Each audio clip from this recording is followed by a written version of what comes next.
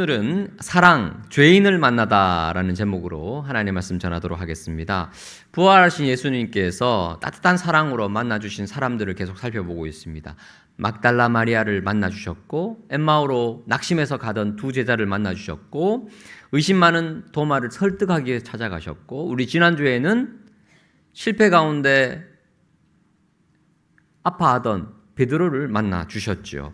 오늘 본문을 보니까 그 외에도 우리 예수님께서 많은 사람들을 만나주셨는데, 자, 3절 보실까요? 예수님께서 성경대로 우리 죄를 위하여 죽으시고 4절 장사 지낸 바 되셨다가 사흘 만에 부활하셨죠. 5절을 보시니까 게바 베드로에게도 보이시고 12 제자에게 보이셨죠. 6절 500여 형제에게도 보이시고 7절 야고보에게도 보이시고 그 후에 모든 사도에게도 보이셨고 7절에서 끝날 수 있어요. 8절로 이어집니다. 맨 나중에 마지막 한 사람 만나주시는데 그 사람이 누구죠? 바울입니다. 바울. 옛날 이름 사울. 그래서 우리는 바울을 만나주신 그 주님의 사랑을 오늘 살펴볼 거예요. 우리 주님께서 바울을 만나주시던 장면이 사도행전 9장 1절에 자세하게 기록되어 있습니다. 여러분 잘 아시다시피 다메섹 도상에서 극적으로 주님을 만나셨죠. 자, 사울이 주의 제자들에 대하여 여전히 위협과 살기가 등등해서 대제사장에게 가서 공문을 가지고 갑니다. 체포영장이죠. 그걸 가지고 예수님을 따르는 사람 만나면 다 잡아넣겠다. 다 죽이겠다. 3절 그런 마음으로 길을 가다가 다메섹 가까이에 이르렀는데 호련히 하늘로부터 빛이 나타납니다. 우리 예수님께 찾아오신 거예요. 4절 땅에 엎드러집니다.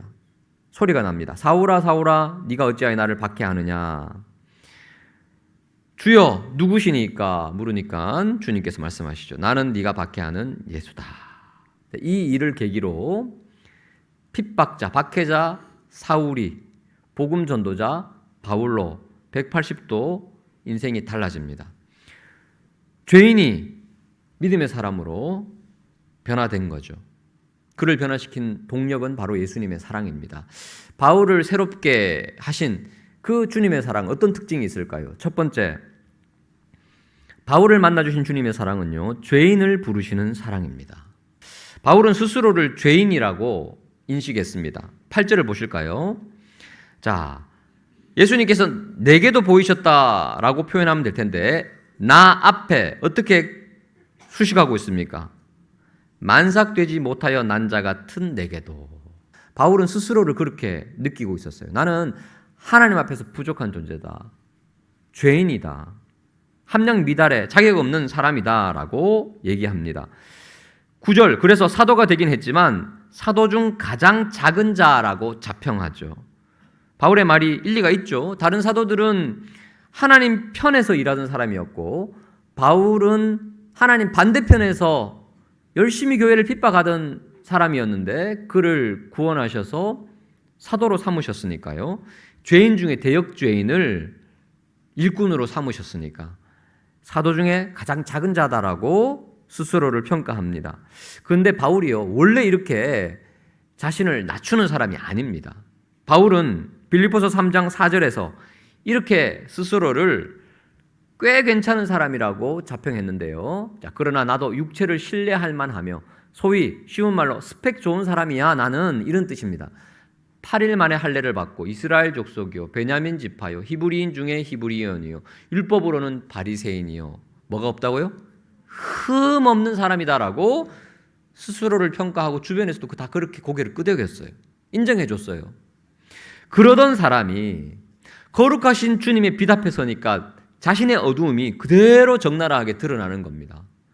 그래서 디모데에게 썼던 개인 편지죠. 디모데전서 1장 15절에 보시니까 자신을 아들 같은 제자 같은 디모데에게 이렇게 말합니다. 그리스도 예수께서 죄인을 구원하시려고 세상에 임하셨는데 그 구원하시던 죄인 중에 내가 뭐라고요?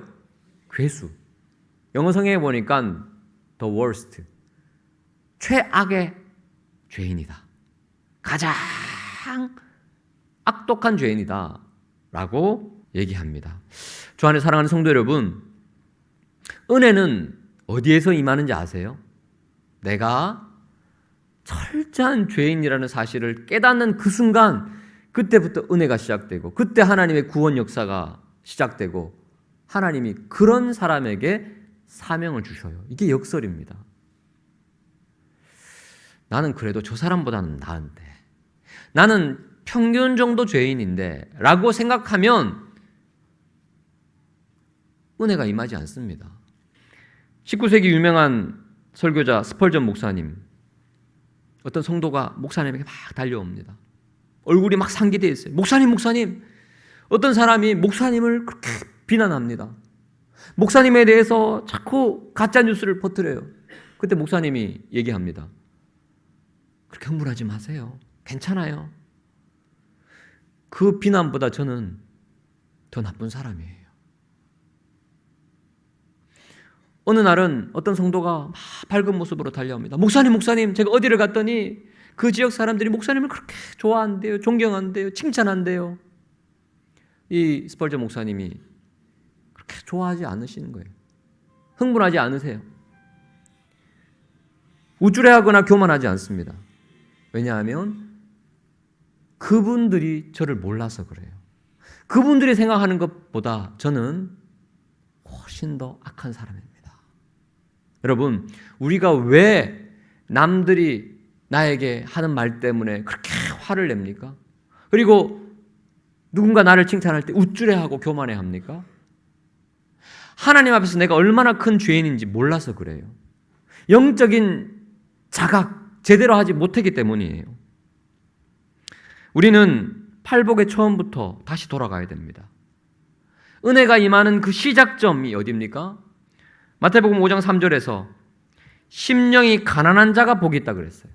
여기서부터 팔복이 시작되거든요. 심령이 가난하다 할 때 이 가난이라는 헬라어 단어 프로코스는요, 구걸하는 사람이라는 뜻입니다. 길거리에서 구걸하는 사람은요, 상대적으로 가난한 사람이 아닙니다. 그냥 오늘 누군가가 나를 도와주지 않으면 못 먹어요. 못 살아요. 그 단어를 사용하셨어요, 예수님이. 심령이 가난한 자, 내 영혼이 하나님 주신 은혜가 채워지지 않으면 나 살 수 없어요 라는 절망적인 상황에 있는 사람이 천국을 소유할 수 있다라고 선포하시는 겁니다. 주 안에 사랑하는 성도 여러분, 여러분의 영혼의 상태는 어떻습니까? 심령이 가난한 자인가요? 죄인 중에 괴수라고 느끼시나요? 만삭되지 못하여 난 자라고 고백하십니까? 죄인 중에 괴수였다가 아니에요. 과거형이 아니라 현재형입니다. 사도 바울은 대사도였지만 현재 지금 내가 그런 상태라고 고백하고 있습니다. 자신의 연약함과 죄성을 더 많이 깨닫고 절망하는 것이 역설적으로 우리가 영적으로 성장하는 도약점이 될 수 있다는 겁니다. 이 사실을 알았던 사도 바울이 10절에서 이렇게 말하죠. 그러나 내가 나 된 것은 하나님의 은혜로 된 것이니 내게 주신 그 은혜가 헛되지 아니하여 내가 모든 사도보다 더 많이 수고한다. 하지만 이 수고조차도 내 힘이 아니라 오직 나와 함께 하신 하나님의 은혜 때문이다. 절망해봤기 때문에 은혜가 되는 삶을 살고 있는 거예요. 우리 주님의 사랑은 죄인을 부르시는 사랑입니다. 두 번째, 우리 주님의 사랑은 죄인을 의인으로 부르시는 사랑입니다.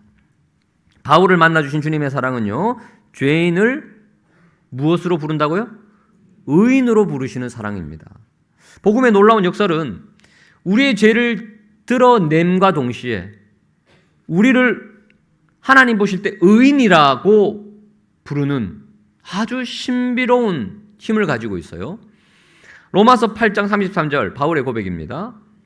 누가 능히 하나님께서 택하신 자들을 고발하겠나? 왜냐하면 하나님이 의롭다 하셨기 때문에. 자, 영적인 재판장이 앞에 딱 서 있습니다. 하나님이. 그 재판정에 검사가 사탄이 우리를 참수합니다. 하나님, 저 사람 죄인입니다. 나 고발합니다. 근데 하나님께서 땅 무죄를 선언해요. 죄 없다는 거예요. 의롭다라고 오히려 말씀하십니다. 근데 사탄이 말합니다. 하나님, 이거 공평하지 않잖아요. 저 사람 분명히 죄인인데요. 죄인 중에 괴수인데요. 죄의 삭은 사망이니까 죽어야 되는데요 라고 고발을 해요. 근데 고발할 수 없다고 바울이 얘기하죠. 왜냐하면 하나님께서 의롭다라고 말씀을 하셨습니다. 하나님이 그러면 불공평하냐? 아닙니다. 공평합니다. 그 고발을 누가 당하게 하셨어요? 사랑하는 아들 예수 그리스도. 죄가 없으신데 우리가 당해야 될 고발을 예수님이 당하시게 하시고 십자가에서 저주받게 하시고 사형당하셔요. 죽으셔요. 죄의 삭시 사망인데 우리가 사망을 경험해야 되는데 예수님이 사망을 경험하게 하십니다. 그게 로마서 5장 6절에 있습니다. 우리가 아직 연약할 때 기소당하고 고발당하고 처벌당해야 되는데 우리가 여전히 연약할 때 그리스도께서 우리가 경건하지 않은데 대신 죽으셨어요. 우리가 아직 죄인 되었을 때 그리스도께서 우리를 위하여 죽으셨어요. 그만큼 하나님이 우리를 사랑하신다고 말씀하십니다. 여러분, 우리가 주님을 위해서 헌신하고 수고하고 잘 살아갈 때 있어요. 그럼 주님께서 우리를 기뻐하시고 좋아하시고 막 박수쳐 주시겠죠. 사랑하시죠. 자, 그렇다면 이제 여기서 문제입니다. 우리가 넘어질 때, 실수할 때, 죄 지을 때 있나요, 없나요? 있어요. 그때 주님이 우리를 어떻게 바라보실까요? 그때도 사랑의 눈빛으로 바라보신다니까요.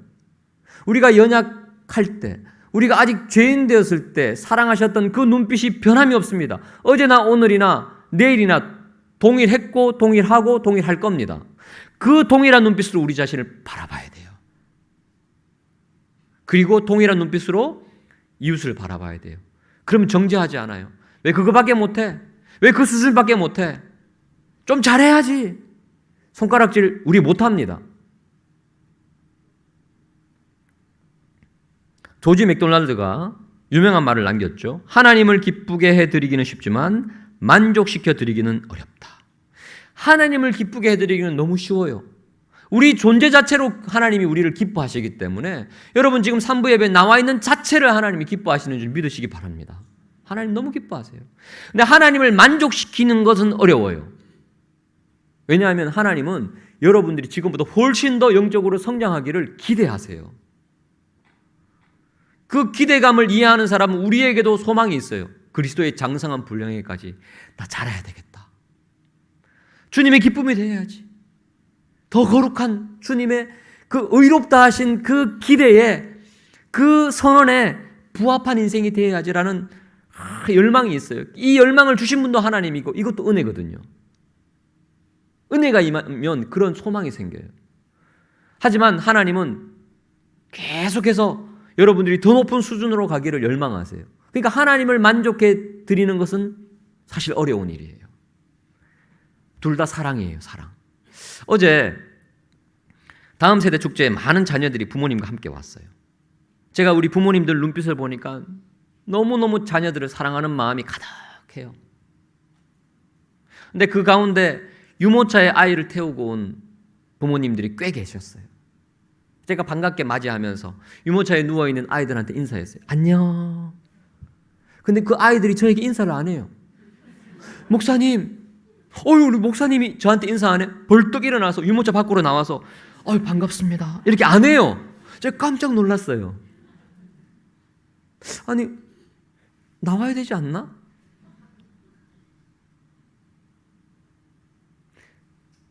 여러분, 그 기대하는 제가 잘못이죠. 근데 부모님들은 이 유모차에서 저한테 눈도 안 마주치고 인사도 안 하는데 부모님이 대신 인사해요. 누구야? 인사해야지. 안녕하세요. 안녕. 애는 가만히 있어요. 안녕하세요. 엄마가 그냥 인사하는데 그냥 같은 마음으로 인사 안 해도 아이가 예뻐요. 왜냐하면 그 수준이니까. 아직 어리니까, 아직 부족하니까 그 수준에 맞게 지금 크는 거예요. 그 존재 자체로 엄마, 아빠는 너무 기쁜 거예요. 자, 그런데 여러분, 이 유모차에 아직 인사도 못하는, 말도 잘 못하는 이 아이에 대한 기대감, 소망이 부모에게 있죠. 내년에는 걸어 다닐 거야. 후내년에는 목사님에게 뛰어다니면서 인사할 거야. 그 기대감이 없는 부모가 있습니까? 저와 여러분을 향한 하나님의 기대가 그거예요. 그러니까 신앙생활을 하면 할수록 하나님을 기쁘시게 하는 것은 너무 쉽지만 하나님을 만족해 드리는 건 이것도 쉬운 거 아니네? 나 더 노력해야지? 부모님을 사랑하는 자녀들은 그 기대에 부합하기 위해서 열심히 살아요. 여러분, 이것이 죄와 타협하라는 말 아닙니다. 우리는 죄 가운데 넘어질 수 있어요. 무너질 수 있어요. 그때도 여러분 절망하시면 안 됩니다. 왜냐하면 하나님이 절망하지 않으시기 때문에, 하나님이 포기하지 않으시기 때문에, 하나님은 있는 모습 그대로 우리를 여전히 사랑하심을 기억하시기 바랍니다. 또한 우리를 의인이라고 부르셨기 때문에 그 의인에 걸맞는 삶을 위하여 우리는 부단히 노력해야 할 줄 믿습니다. 마지막 세 번째, 우리 주님의 사랑은요, 죄인을 사명자로 부르는 사랑입니다. 주님은 죄인을 사명자로 부르셨어요. 자, 11절을 보시면 바울을 그냥 구원하시기 위해서만 부르신 게 아니라 일꾼으로 부르셨죠. 그러므로 나나 다른 사도들이나 이같이 예수님의 이름을 전파하며 너희들도 예수님 우리 때문에 믿었다. 이방인이었던 그 고린도 성도들이 다 예수님 잘 믿고 신앙생활 잘하고 있죠. 사도행전 9장 15절을 보시면 다메섹 도상에서 주님께서 바울을 만난 다음에 이제 그 바울을 향한 계획을 말씀하십니다. 이 사람은 내 이름을 이방인과 임금들과 이스라엘 자손들에게 전하기 위하여 택한 나의 그릇이다. 내가 바울을 쓰겠다 말씀하세요. 근데 참 아이러니하게도 하나님께서 바울이 가장 경멸하고 무시했던 그 이방인 선교의 선봉장으로 삼으셨어요. 왜 그럴까요? 바울은 죄인 중에 괴수잖아요. 죄인 중에 괴수가 죄인들을 선교하기 위해서 목숨 걸고 헌신해요. 왜 그렇습니까? 죄인이 죄인을 잘 이해해요. 내가 죄인이었기 때문에, 그리고 지금도 죄인이기 때문에, 은혜 입은 죄인이 의인이 되었기 때문에 그 놀라운 은혜를 죄인들에게 가장 잘 전할 수 있다는 겁니다. 구약에 보시면 하나님께서 아론에게 제1대 초대 대제사장 직분을 맡깁니다. 그리고 아론의 가문을 통해서 이 대제사장 직분이 이어지는데, 이 대제사장이 하는 일은 하나님과 사람을 연결하는 역할이죠.